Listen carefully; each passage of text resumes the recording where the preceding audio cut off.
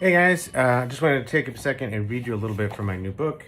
It's called Mr. Fixit. It's a fun retro pulp thing.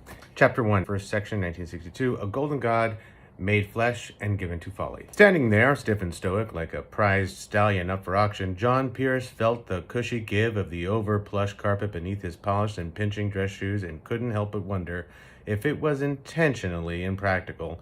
Some kind of psychological gamesmanship intended to remind visitors of the status differential between the president and everyone else.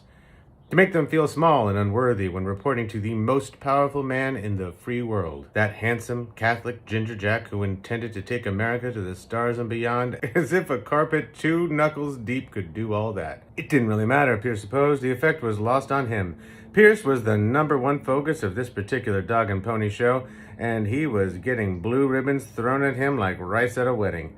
He was a prime cut of beefcake and felt that way, doing a slow model spin for the benefit of the dozen stiff and starched authorities gathered that afternoon in the Oval for the express purpose of checking his teeth and measuring his height and girth hand over hand with grunts and nods of approval.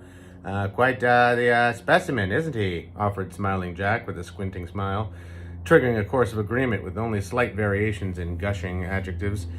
Pierce could feel himself puffing up a bit, standing a little straighter and flexing unconsciously in his fitted Brooks Brothers navy blue 2-button suit, showing off, despite himself, spontaneously striking an action figure pose with a hint of a finger gun, with just enough quickness to prompt the commander-in-chief to raise his hands in mock surrender with a warm, good-hearted chuckle. "Easy now, Buster. Save that chop suey for Khrushchev."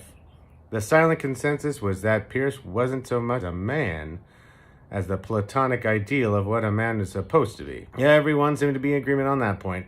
Everyone except the compact woman with a practical, tactical, not too feminine skirt suit and laser green eyes that felt like they could cut cold steel wherever they landed on him.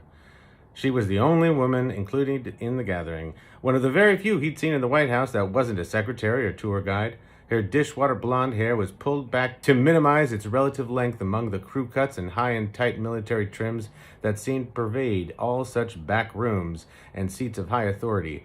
A steely, cold, and cautious skepticism simmered behind her practical and almost perfectly neutral mask of acquiescent agreement. But Pierce could tell, as plain as day, she hated him, whoever she was. Disdain rated off her like gamma rays. Victoria Hill was her name, and Pierce wouldn't have to wait long to learn it, and would certainly never forget it.